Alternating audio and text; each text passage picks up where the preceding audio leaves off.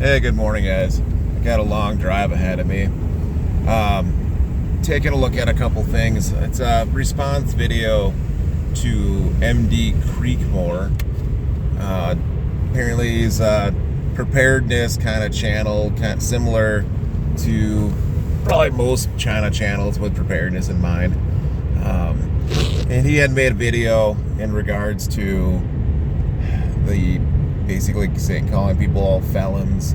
You're gonna get arrested. So I mean, it was a little bit of a clickbait, but it had to do with the pistol brace banning, right?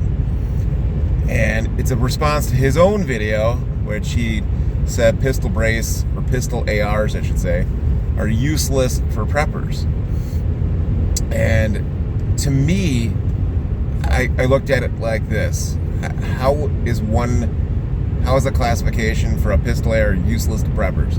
And his suggestions were that unless you have a 20-inch AR, that's the only thing preppers really need is a 20-inch or 24-inch AR, because that way when you're in the field, that's what you're using it for.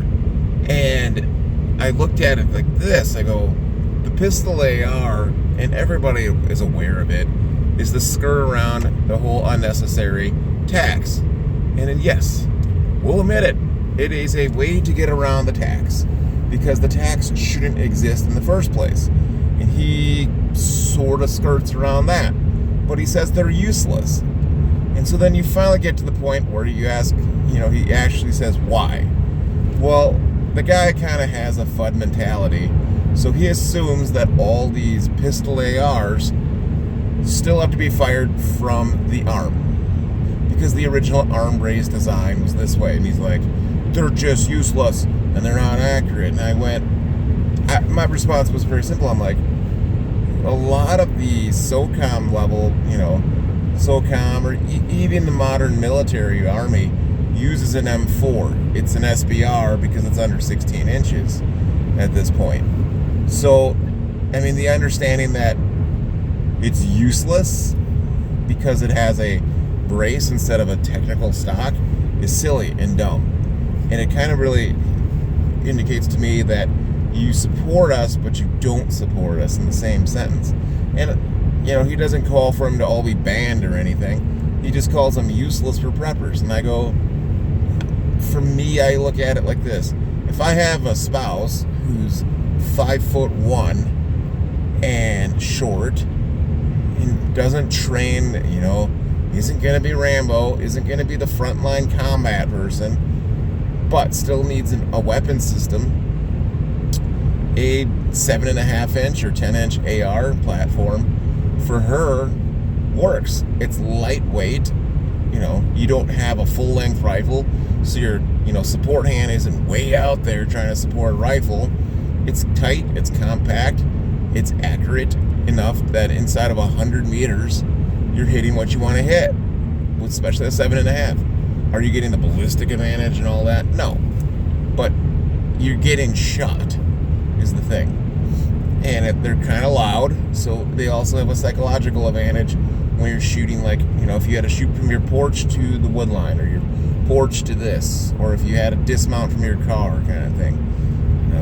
It's not going to get hung up. And that goes back to another thing. Like, in my opinion, the military, when I was in, was still using, if you were in a support role, we were deployed to combat zones, but if you were in your primary job wasn't a direct combat MOS, but if you were in support, like maintenance or doing maintenance or kind of things like that, you didn't see an M4 until you deployed, and then you got it. But most of the time when you were training stateside, you had an M16A2 and eventually an M16A4. But and I love the A4. It was a very good rifleman's rifle. However, when you're in a support role, getting in and out of trucks, that 20-inch AR or M16, however you want to call it, is getting tied up. It's banging into the door. It's getting hung up in the door frame. It's getting hung up here. You can't get underneath the truck without it there, and now you're leaving it kind of by your foot, and someone could take it, and all these things. Cool, right? And a little bit of history to this. in the 90s, the U.S. Army had plans and they were testing out the PS-90. So if you want to pause the video now and look what a PS-90 looks like. And the Army was being smart for once. Because the PS-90, while it's a rifle cartridge that's very fast, it could be fired one-handed if needed, because it was a bullpup, technically. It was a technical bullpup that was tight, compact, and small, but it had rifle characteristics, and it was useful. Was it going to go 1,000 meters? No, but it was going to be within a 100 to 200 meter rifle, where a mechanic who's doing recovery operations, which is tow truck operations for civilians, is hooking up a truck, and he can still have this strap to him and still engage a target if something came up to him. The Army, of course, decided not to go with it, and they gave everybody M16A2s in that role. So then you're getting these rifles hung up, banged around, and you had all these issues. Well, they started issuing the M4, which was an improvement. You know, they took off about almost 6 inches off the barrel, and it made a difference. And the M4 is still a capable rifle of going out to 500-600 meters, which is what you want still in some cases. I don't know. And I don't want this video to go on too long, but it is a response. I think it's dumb to say that one tool, because you don't understand it, is not good for some group. Like, in my opinion, almost every rifle has a purpose and everything, it works. And I think an AR pistol works for preppers in most cases, because most people are either traveling as a prepper or in a homestead situation. You're traveling, or you're going to be on a homestead.